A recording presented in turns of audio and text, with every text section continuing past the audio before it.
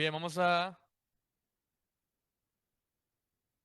estudiar la carta a los Colosenses, ¿ok?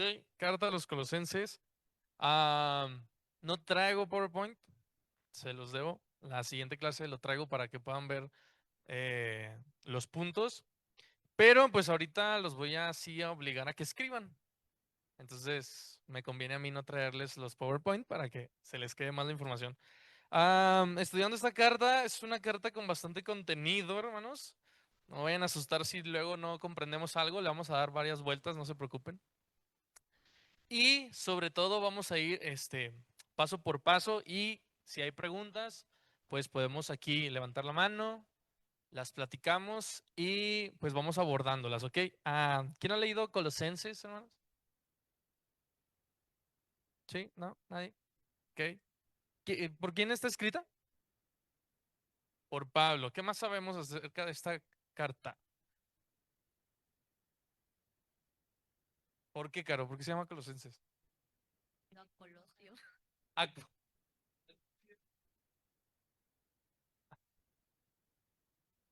¿por qué se llama carta a los Colosenses? ¿Por qué era qué? Para los colosenses. Pero, por ejemplo, si dijéramos, es una carta a los tlahuancenses, pues era a quienes estaban en dónde? En Tláhuac. Entonces, si era a los colosenses, ¿era quiénes? A los que estaban en Colosas, ¿ok? Entonces, bueno, vamos a partir de algo. La epístola o carta de Pablo a los colosenses. Podemos ver el inicio de este grupo de hermanos en Hechos capítulo 19, en uno de los viajes misioneros de Pablo, en el cual se quedó ahí aproximadamente 3 años, ¿ok? Entonces, él, digamos, él no fue y fundó a Colosas esta iglesia, a contrario de otras que podemos observar en sus viajes. Aquí hay un personaje importante llamado Epafras. Epafras fue el que escuchó a Pablo. Y Epafras al momento de regresar ¿a dónde? A Colosas, fue el que empezó el ministerio de formar ahí la congregación. Entonces, básicamente, Pablo no fue un fundador directo como lo hemos visto, que es un evangelista, sino que a través de él alguien más aprendió y compartió el evangelio, ¿ok? Entonces, aquí podemos ver la importancia que tienen los evangelistas. Podemos ver la importancia de nosotros mismos también enseñar a alguien más, ¿ok? Pero pues nosotros también tenemos que aprender para poder enseñar a alguien. Entonces, esto lo puedes ver tú en Hechos capítulo 19. Un poquito de datos históricos acerca de esta provincia. Es establecida cerca del siglo IV antes de Cristo, ¿ok? En Colosas había una economía basada en lana negra y de púrpura. Um, Esto en la actualidad sería la parte occidental de Turquía, en lo que es Asia Menor, hoy en la actualidad. Y algo que me llamó mucho la atención es que esta ciudad o esta provincia está cerca de dos ciudades que se mencionan en el Apocalipsis, de la Odisea y de Hierápolis, ¿ok? Bien, entonces, Pablo es identificado como el autor principal o único autor de esta carta, ¿ok? Es durante el contexto histórico, o el contexto histórico es lo que ya les mencioné, en la provincia romana de Asia, parte de Turquía moderna, ¿ok?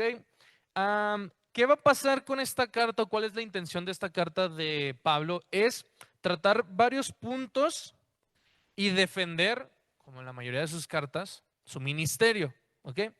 Una de las cosas es que había herejías, ¿ok? Herejías, o sea, estaban ahí enseñando cosas bien raras, la cual contenía elementos tanto de legalismos judíos, pero también una mezcla de misticismo pagano.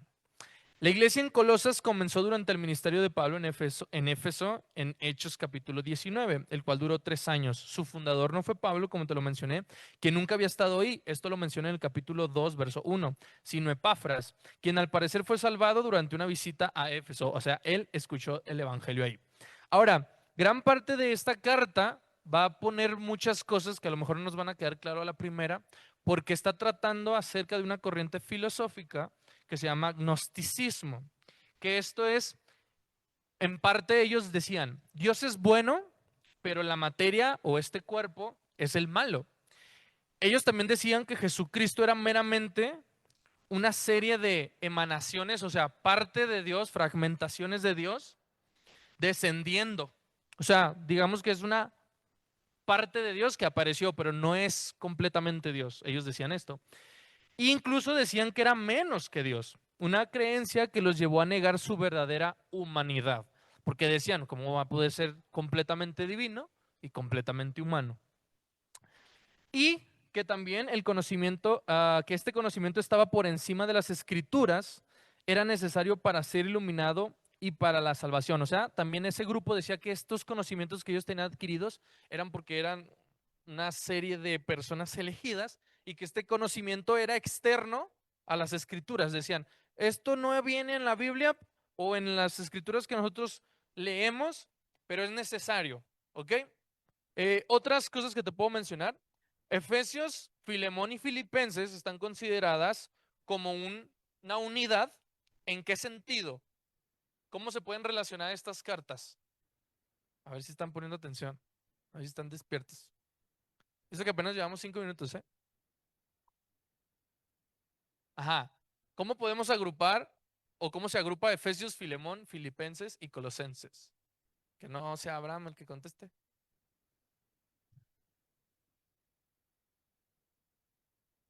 ¿Cómo? Por el escritor, pero ¿qué más? Una particularidad, algo peculiar. Sí, sí, o sea, pero más, por ahí va, por ahí va. ¿Eh? Giovanni fue. Todas son parte del Nuevo Testamento. Estas son cartas que se consideran como de prisión o desde la prisión, ¿ok? Vamos, vamos, estamos muy cerquitas, ¿ok? ¿Por qué? ¿Dónde estaba prisionero Pablo? A ver, pregunta. En... Pero que no conteste ahora. Ah, bueno, Nivania, que es la extensión de Abraham.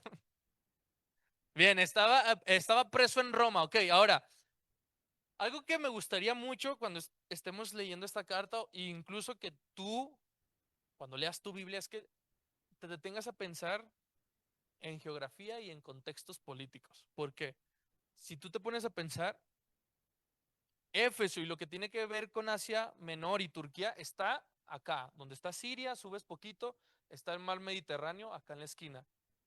Pablo estaba hasta la otra orilla, la península ibérica, si no me equivoco, donde está Portugal, España, Italia, hacia abajo. O sea, ve la diferencia de región en la que se encontraba. Es inmensa. ¿Y por qué te pongo esto en mente? Porque Epafras fue hasta Roma primero a decirle, oye Pablo, está pasando algo muy mal en Colosas. La estamos pasando muy mal. Está esto, esto, esto, esto. Y eso me puso a pensar.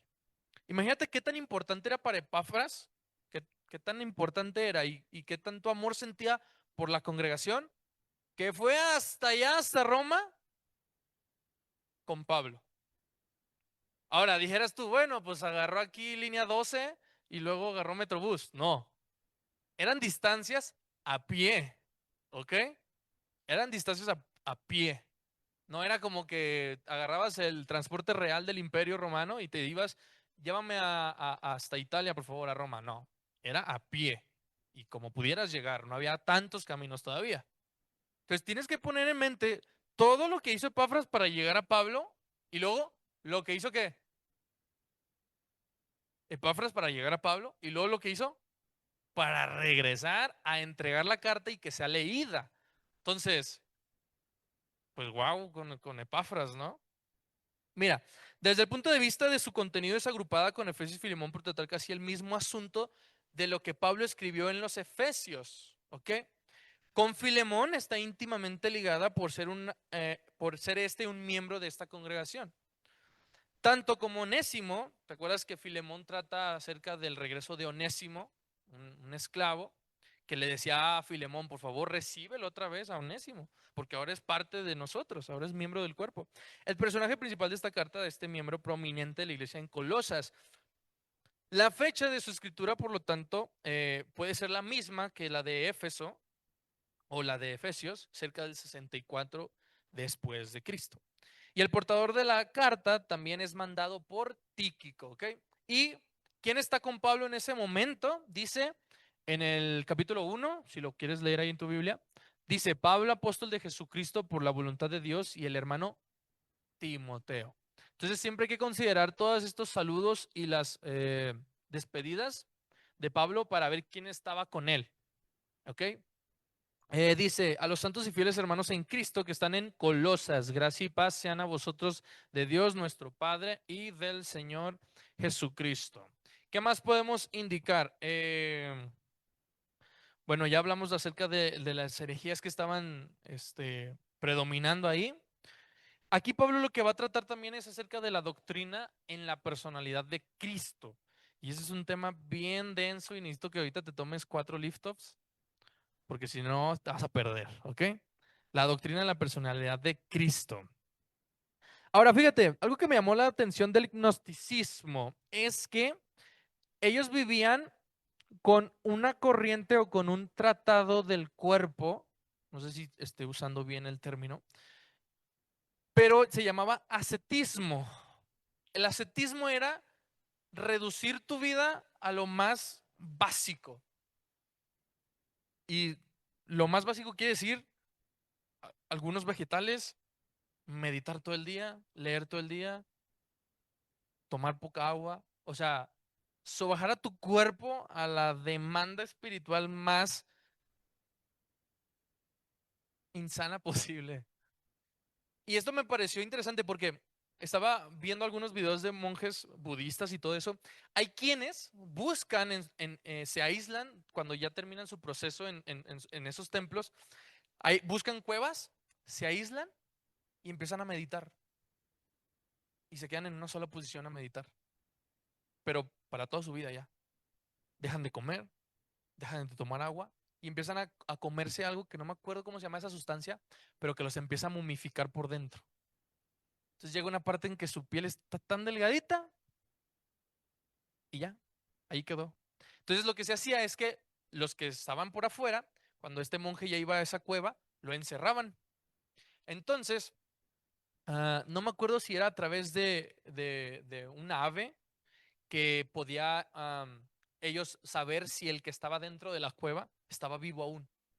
Entonces, en el momento en que ya no se producía ningún sonido, te recuerdo, no estoy muy seguro de cómo era ese método. Cuando ellos ya no detectaban ningún ruido, ellos sabían que ya había fallecido el monje que se quedó ahí. Entonces ya destapaban esa cueva y lo veían pues momificado. Entonces, sí, está un poco raro todo eso, pero a ese extremo llegaban de parte espiritual entre comillas, ¿ok? Espiritual entre comillas.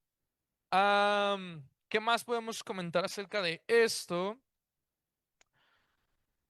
Bueno, creo que es suficiente como punto de partida. Y algún bosquejo que podemos entender es que la carta puede tratar de 3 temas: asuntos personales, una instrucción doctrinal y exhortaciones prácticas, o sea, para nuestra vida, ¿sale? Entonces, habiendo dicho todo esto y poniéndonos en una meta para iniciar, vamos a leer la carta, ¿ok? Entonces, Colosenses capítulo 1 dice así: salutación, o sea, saludo, ¿ok? Pablo, apóstol de Jesucristo por la voluntad de Dios. Ahora, es interesante que Pablo siempre deja ver que él no es del grupo de los apóstoles escogidos directamente por quién. ¿Por quién? Por Cristo, por Jesús, ¿ok? Él entiende que él está fuera de ese grupo, pero sigue siendo enviado por mismo Jesús, ¿ok? Por eso dice, por la voluntad de Dios. Dios fue quien me escogió a mí, se manifestó en ese ida a Damasco, si te acuerdas, en Hechos capítulo 9 si no me equivoco. Entonces, tenemos que entender que Pablo siempre está considerando esto. Ahora, ¿por qué es importante siempre poner esto en mente? ¿Por qué? Porque actualmente no existen apóstoles, ¿ok? siempre que tengamos una plática con una persona a la que estemos evangelizando, tenemos que hacerle entender eso. No hay apóstoles, ni aunque les gusta ese pronombre o ese sobrenombre, por más que les guste, es que suena padre, sí, pero no eres un apóstol, ¿ok? No eres un apóstol, no cumples con los requisitos y el apostolado cesó porque ya las congregaciones se levantaron en su debido tiempo, las señales fueron en su debido tiempo y se conformaron las congregaciones. Y aparte la inspiración ya está cerrada también. Entonces, no hay manera en que alguien pueda ser apóstol por donde le busquen, ¿ok? Entonces, siempre tenemos que tener eso en mente. Y el hermano Timoteo, a los santos y fieles hermanos en Cristo que están en Colosas, gracia y paz sean a vosotros de Dios nuestro Padre y del Señor Jesucristo. Entonces, fíjate cómo Pablo también siempre va a hacer esta distinción. Dios Padre y nuestro Señor Jesucristo, ¿ok? Verso 3, Pablo pide que Dios le conceda sabiduría espiritual. Versículo 3, siempre orando por vosotros, damos gracias a Dios, Padre de nuestro Señor Jesucristo, habiendo oído de vuestra fe en Cristo Jesús y del amor que tenéis a todos los santos, a causa de la esperanza que os está guardada en los cielos, de la cual ya habéis oído por la palabra verdadera del Evangelio. Vamos a detenernos aquí. Dice, siempre orando por vosotros. Algo interesante que vamos a notar de Pablo en sus cartas es que siempre está orando. Si tú lees Efesios, los primeros 3 capítulos, es una oración completa, al final dice amén. Entonces, tienes que entender, Pablo era una persona o un cristiano de oración. Entonces, tenemos que también entender que el cristiano tiene que ser de oración, ¿ok? Porque a veces dejamos de lado esa parte de nuestra vida espiritual. Entonces, la oración es importantísima en nuestra vida, no solamente por nuestras cosas personales, sino por, por los demás, por los hermanos, exactamente. O por los demás, los que estén en una necesidad, los que estén en aflicción. Siempre tenemos que estar orando los unos por los otros. Dice, damos gracias a Dios. Dice, habiendo oído, verso 4, habiendo oído de vuestra fe en Cristo Jesús. Entonces, Pablo ya escuchó todo lo que le cuenta Epafras y aparte sabe de anteriores, de anterior tiempo, el crecimiento de la iglesia ahí. Entonces, él siempre, si te fijas, estaba leyendo un comentarista que dice, Pablo sabía dar regaños. ¿Tú sabías eso? Pablo sabía dar regaños. ¿Por qué? Porque siempre los felicita. Siempre los felicita primero. Como que los ablanda. Oye, pues lo estás haciendo muy bien, ¿eh? Vas muy bien. Pero, déjame te regaño. Entonces, Pablo sabía dar regaños. Primero te animaba, te abrazaba. Oye, pero ven, te tengo que regañar. Entonces, no te salvas. Entonces, esto es algo demostrado sociológicamente y psicológicamente, que muchas veces las personas toman a bien cuando primero les das un cumplido y luego ahí metes como que hay un regañito y luego otro cumplido. Entonces no se lo toma tan personal, su mente está más enfocada, bueno, me lo está diciendo porque me quiere. Entonces, fíjate, Pablo sabía cómo tratar, ¿eh? Pablo sabía cómo también dar regaños. Entonces, habiendo oído de vuestra fe en Cristo Jesús y del amor que tenéis a todos los santos. 5. Esto causado de la esperanza que os está guardada en los cielos. ¿Cuál será esa esperanza, hermanos? ¿Eh? Vida eterna, ¿qué más?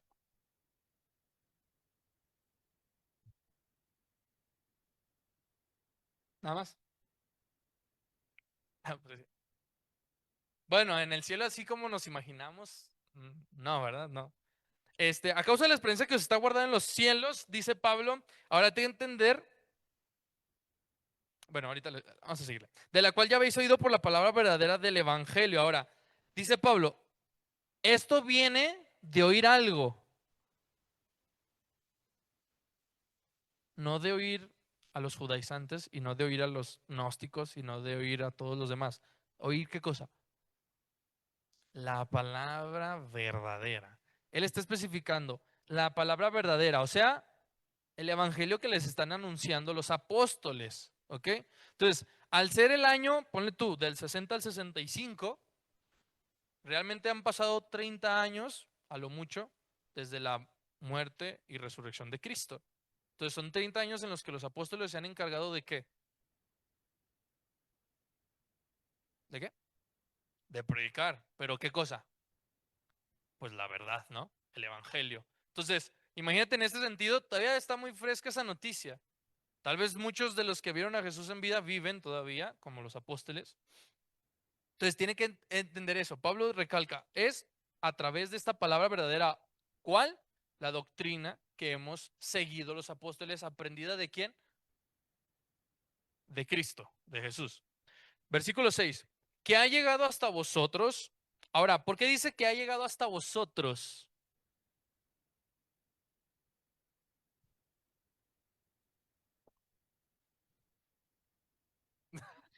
¿Por qué? ¿Por qué? ¿Por qué? A ver, de todo lo que hemos platicado, ¿por qué Pablo dice que ha llegado hasta vosotros? Ahora, tienes que entender, hasta vosotros, o sea, como si hasta allá, ¿no? Desde Roma, no, acá, a Asia, Asia Menor, acá, Turquía. ¿Por qué dice hasta allá? No, pues sí, pues sí estaban lejos, claro. Porque les está diciendo, aunque ustedes no estuvieron cuando anuncié el evangelio, ustedes no estuvieron. Es como nosotros, no estuvimos cuando se anunció el evangelio con Cristo, ¿verdad?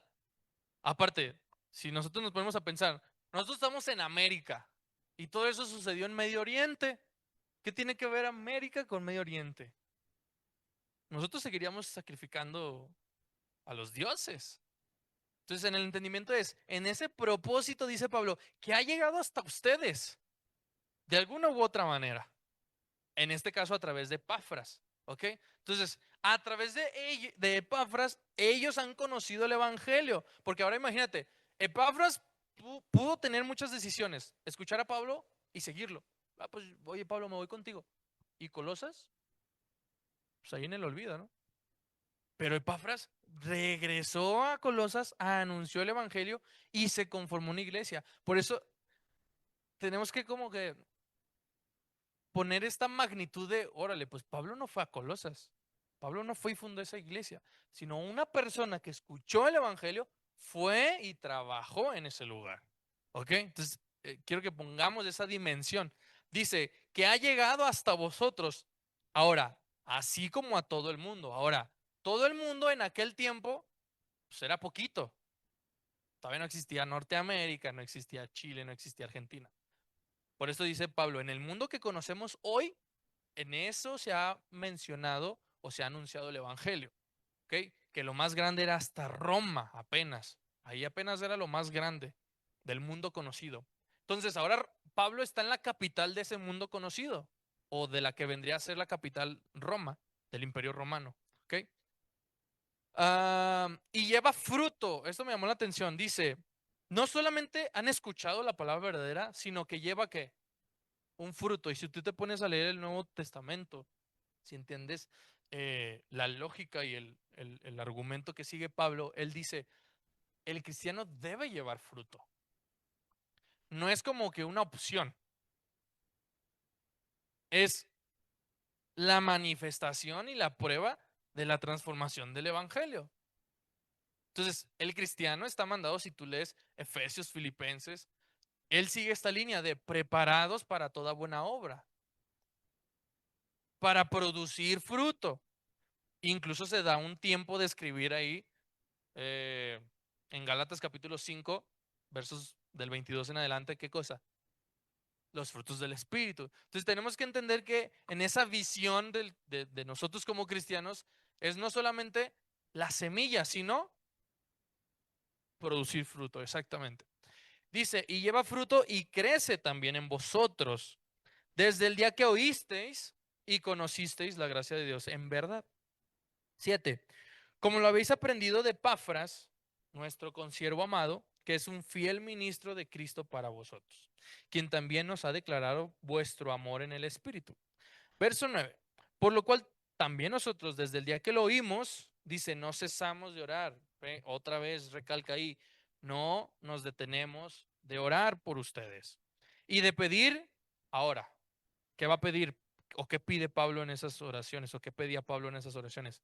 Que seáis llenos del conocimiento de su voluntad en toda sabiduría e inteligencia espiritual. Si tú lees también Efesios, Pablo está preocupado por algo. ¿Por qué crees que está preocupado Pablo? ¿De qué? De que sepan qué. ¿Qué complejo espiritual? Ajá, ajá, exactamente. Pablo está preocupado porque tengan un grado de conocimiento, un grado de aprendizaje. ¿Por qué? Porque ellos tienen que conocer esa verdad. ¿Para qué?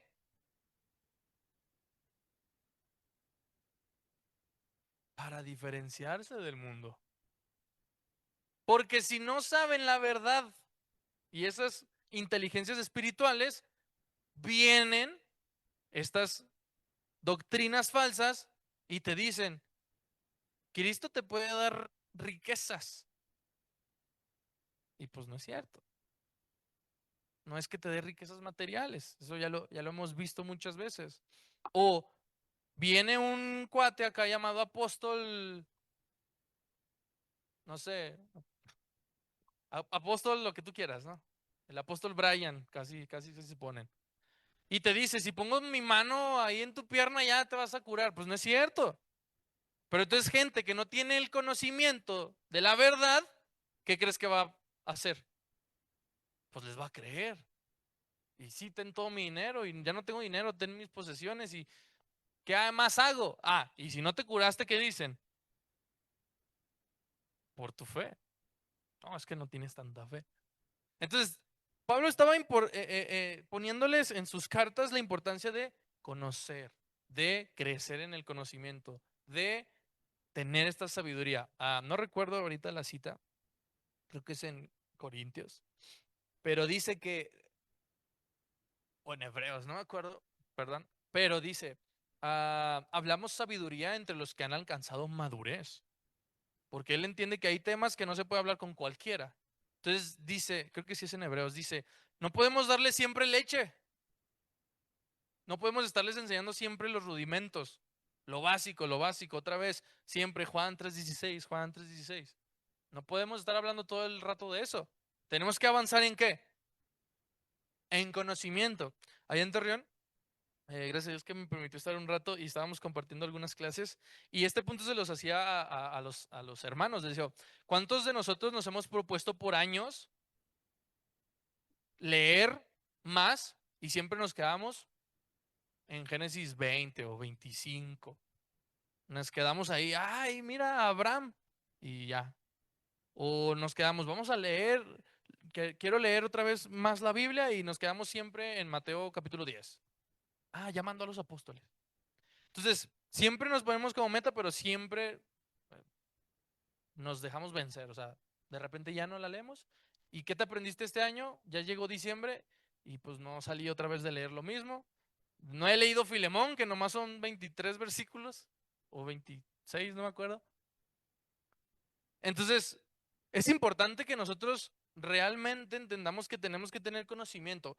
No vamos a ser grandes teólogos, no vamos a ser doctores en teología, no. Pero tenemos, dice Pablo, que conocer y crecer en esa inteligencia espiritual. Porque si no, vienen otras corrientes del mundo y te arrastran. Y te arrastran. Entonces, a lo malo van a empezar a llamar bueno y a lo bueno, no, no, tú estás equivocado. Bien. Entonces dice, versículo 10, con un propósito para que andéis como es digno del Señor, agradándole en todo, otra vez te recalca, llevando fruto en toda buena qué y creciendo en el conocimiento de quién, de Dios. Entonces es importante este crecimiento del conocimiento e inteligencia espiritual.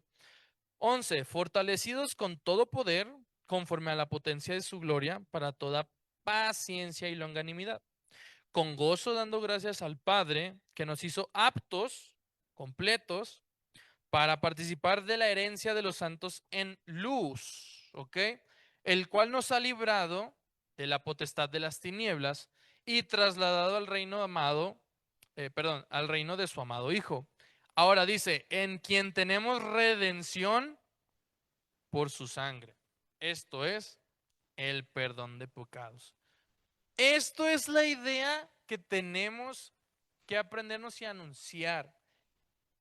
Les compartí en una predicación, ¿verdad? Que erróneamente pensamos que el evangelio se transmite como si fuera un producto. Pensamos que Jesús es un producto al que le ofrecemos a la gente y no. Jesús no es una crema, Jesús no es un agua, Jesús no es comida. Jesús es más que eso. Entonces nosotros pensamos que a la gente le interesa qué hizo Jesús en mí. Pensamos que a la gente nos va a comprar nuestro producto por ponerle las cosas bonitas. Entonces mucha gente, cuando le dices estas cosas bonitas, viene y luego escucha por ahí que Dios también castiga. A mí no me hables de eso. ¿A poco Dios también castiga? Oye, ¿a poco también es esto? Entonces les empieza a hablar cosas fuertes y eso ya no lo aceptan. ¿Por qué? Porque al principio le presentamos a Jesús como un producto bueno, bonito, y la otra vez que es y barato, y no es cierto.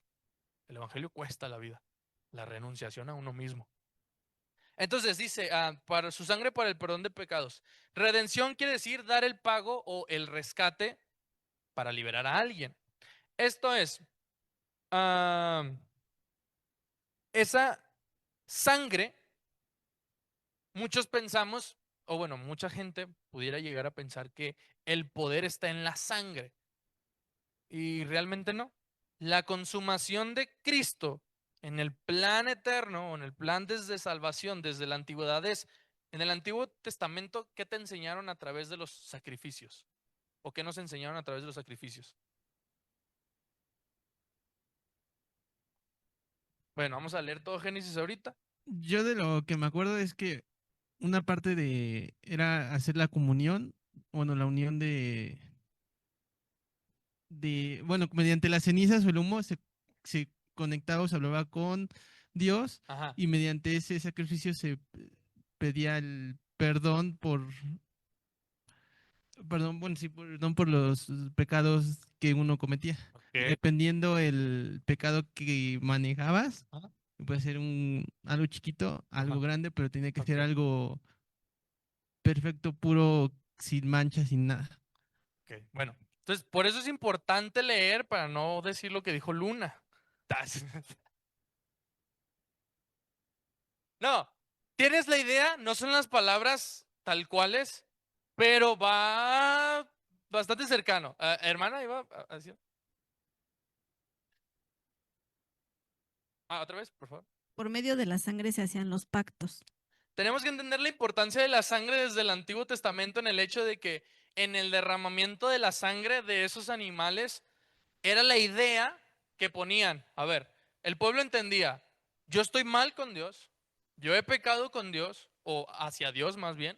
Entonces, ¿cómo me reconcilio? Bueno, Dios dio estatutos y en sus mandamientos ceremoniales venía como Él quería esa reconciliación. Entonces venía específicamente qué animales, de qué forma y de qué tipo podía ser las ofrendas. Porque no todas las ofrendas o todos los holocaustos eran por perdón de pecados. Era de agradecimiento, de paz, había varios tipos. Entonces, tenemos que entender que todo el Antiguo Testamento nos enseñó un modelo ceremonial donde la sangre importaba. Y si tú te fijas en la parte del Levítico, cuando dan los mandamientos, dice, no comerás sangre, porque en la sangre lleva la vida, etcétera, etcétera. Entonces, en el momento que se traslada al Nuevo Testamento, entonces, ahora todas las sombras que habíamos visto, voltea al piso, tú puedes ver las sombras, todas las sombras que habíamos visto en el Antiguo Testamento se cumplen en la figura de Cristo, ¿ok? Por eso dice que Él vino a cumplir y en Él se cumplen todo lo que atestiguaba el Antiguo Testamento. Entonces, Él viene a hacer ese sacrificio perfecto de quienes, de todos. No, pero yo me he portado bien, no importa, todos, ¿ok? Todos estamos destituidos, según Romanos, de la gloria de Dios, ¿ok? Entonces, Él es la reconciliación a través de su sacrificio. Por eso Pablo va a meterse de lleno en esta idea de quién es y qué representa Cristo en su plenitud. Más adelante lo voy a decir.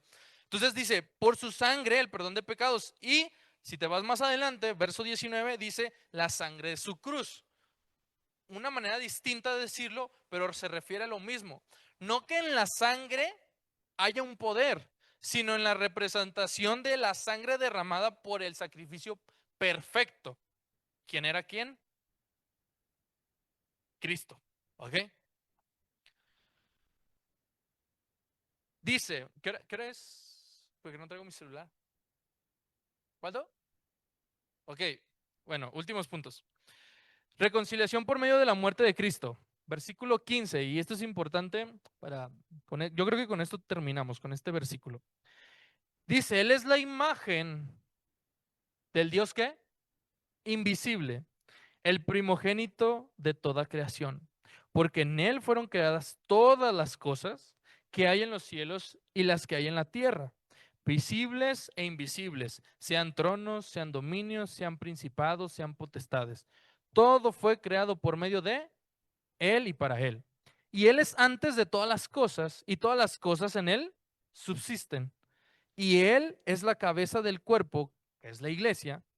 Él que es el principio, el primogénito de entre los muertos, para que en todo tenga la preeminencia, por cuanto agradó al Padre que en él habitase toda plenitud, y por medio de él reconciliar consigo todas las cosas, así las que están en la tierra como las que están en los cielos, haciendo la paz mediante la sangre de su cruz.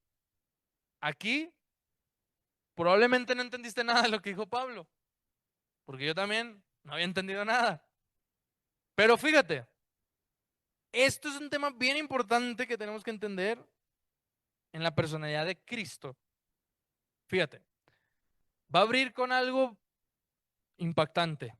Él es la imagen del Dios invisible. ¿Por qué lo dice?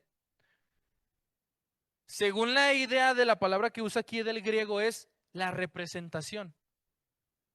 Es la viva imagen de ese Dios.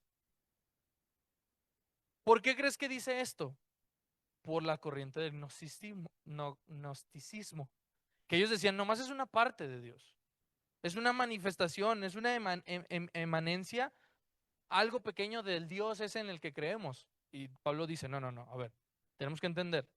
Él es la imagen de Dios. No solamente es una parte, Él es en su plenitud Dios. Va a abrir desde ahí. El primogénito de toda creación. Ahora, ¿qué es primogénito? El primero. No necesariamente primer hijo, no, el primero. Pues primogénito es primero. Ahora, ¿y qué es unigénito? El único. Entonces, ¿Cristo es el primero o es el único? ¿Seguros?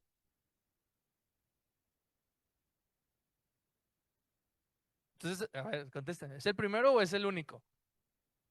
Los dos, ¿por qué los dos? Si tú lees a Pablo, él nunca dice unigénito.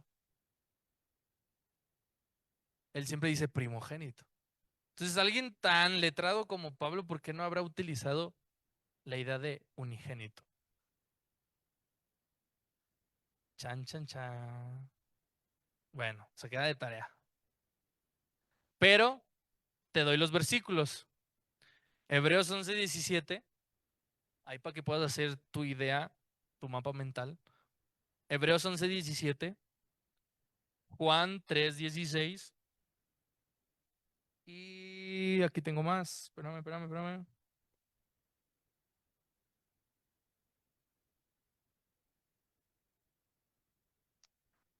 Salmo 89,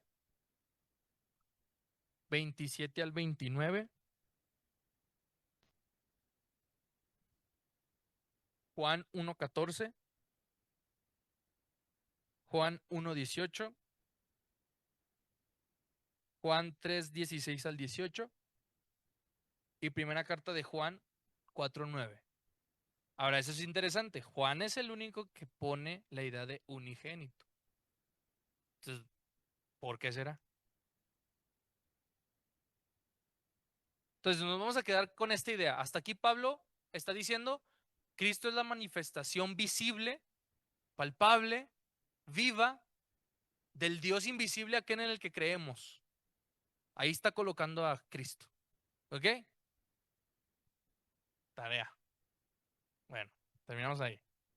Dios bendiga.